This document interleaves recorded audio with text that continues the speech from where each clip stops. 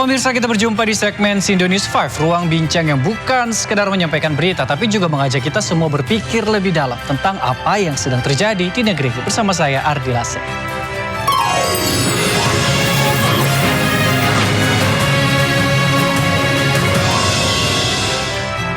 Ya, pemirsa, Kementerian Dalam Negeri memperkuat pengawasan pengelolaan dana desa yang mencapai sekitar 70 triliun rupiah per tahun dengan mengingatkan kapasitas kepala desa. Ratusan kepala desa mengikuti program Kepala Desa Masuk Kampus yang diselenggarakan Kementerian Dalam Negeri bekerjasama dengan Universitas Indonesia. Para peserta dibekali materi manajerial, kepemimpinan, dan tata kelola pemerintahan agar pengelolaan dana desa berjalan lebih akuntabel. Dirjen Bina Pemerintahan Desa Kemendagri, Laode Ahmad, mengatakan program digelar untuk mengantisipasi resiko hukum dalam pengelolaan dana desa. Peserta akan mendapatkan pendampingan dan evaluasi secara daring untuk memastikan hasil pelatihan dapat diterapkan di desa. Ketika mereka pulang, dengan asistensi kita lakukan, ini ada asistensi setelah mereka belajar di sini itu kurang lebih 2 bulan, secara online. Kita pantau mereka, lalu kita asistensi, kemudian nanti kita akan evaluasi seberapa efektif mereka dari belajarnya tadi. Lalu kita berikan guidance yang lebih aplikatif lagi, selain yang mereka dapatkan di bangku belajar selama 3 hari di kampus ini. Viral di media sosial, Menteri Pekerjaan Umum Dodi Hanggodo diduga tak sengaja tidak menyambut uluran tangan bawahannya saat kunjungan kerja. Inilah video viral Menteri PU Dodi Hanggodo tak sengaja tidak menyambut uluran tangan seorang bawahannya saat kunjungan kerja. Dalam cuplikan video, Menteri PU baru saja turun dari jet pribadi dan tak sengaja mengabaikan tangan yang menyambutnya. Hal ini memicu perbincangan di media sosial.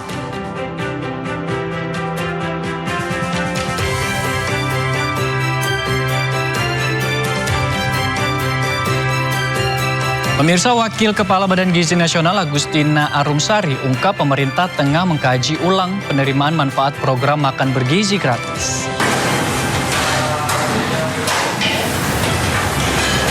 Penataan penerimaan manfaat dibahas langsung dalam rapat terbatas yang dipimpin Presiden Prabowo di Istana Kepresidenan Jakarta Pusat pada hari Rabu. Dari rapat tersebut, pemirsa, BGN akan berhenti beri MBG kepada anak-anak sekolah yang berasal dari keluarga menengah ke atas atau yang berasal dari desil 8 hingga 10.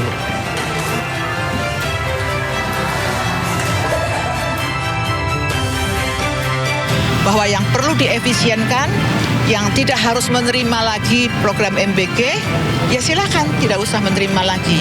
Tetapi mereka yang berada di desil yang di bawah, di daerah yang tertinggal, di daerah yang memang prevalensi stuntingnya tinggi dan sebagainya, silakan diberikan. Bahkan beliau mengatakan apakah 15.000 itu memang juga cukup.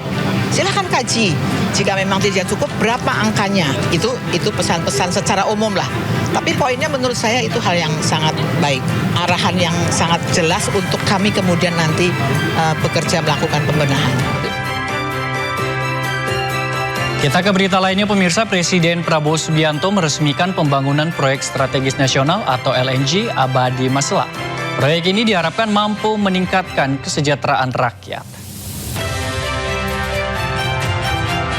Presiden Prabowo meresmikan groundbreaking LNG Abadi Masela di Kabupaten Kepulauan Tanimbar, Maluku. Melalui telekonferensi dari Istana Merdeka Jakarta siang tadi.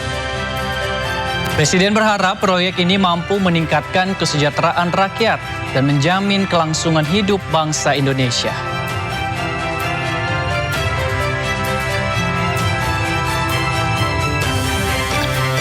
Dengan demikian, proyek strategis nasional Abadi Masela ini merupakan suatu proyek yang sungguh sangat penting. Proyek ini hampir 3 dekade, 3 dasawarsa kita tunggu. 3 dekade, 3 dasawarsa rakyat menunggu. Alhamdulillah, Beberapa menit, Mas. hari ini kita mulai pembangunan.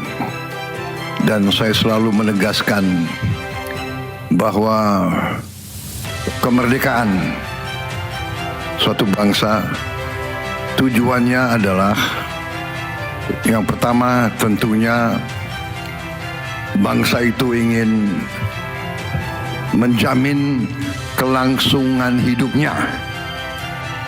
Energi kita sangat banyak, hanya ada 2-3 tahun masa transisi,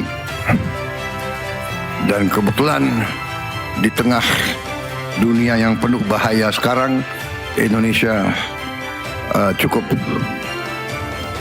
punya ketak. Kementerian Haji dan Umroh meminta dana sebesar 4 triliun rupiah ke Badan Pengelola Keuangan Haji. Permintaan dilakukan untuk biaya uang muka penyelenggaraan haji tahun 2027 ke Otoritas Arab Saudi.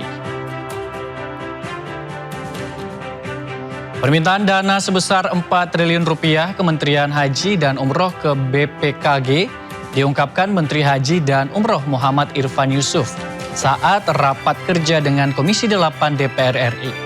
Permintaan dana dilakukan untuk pembayaran uang muka penyelenggaraan haji 2027 ke Otoritas Arab Saudi. Pembayaran ini sesuai dengan ketentuan pemerintah Arab Saudi yang membuka pendaftaran mulai 15 Juli hingga 13 Agustus 2026. Selain kewajiban, pembayaran juga untuk mempertahankan lokasi tenda jemaah Indonesia di musim haji 1447 Hijriah untuk kembali digunakan untuk musim haji 1448 Hijriah.